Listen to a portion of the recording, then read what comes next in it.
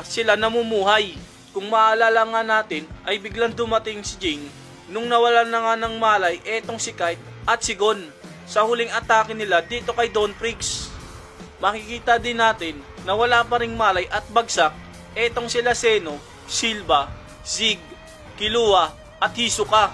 Sila man ay wala ring nagawa kahit ibinuhos na nila ang lahat para lang kalabanin at talunin etong si Dawn Freaks. Wala ngang duda na tawagin siyang hari ng Dark Continent dahil sa taglay niyang lakas.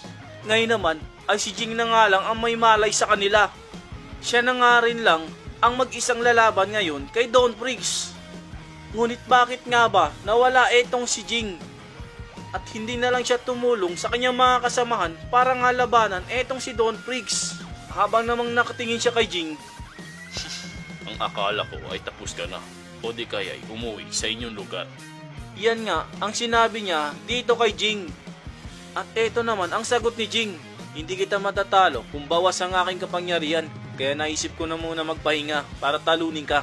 Yan naman ang sagot ni Jing. Nagpahinga? Kahit na anong pahinga ang gawin mo ay hindi pa rin siya uubra sa akin. Kahit kanina pa siya nakikipaglaban, halos hindi nga nababaw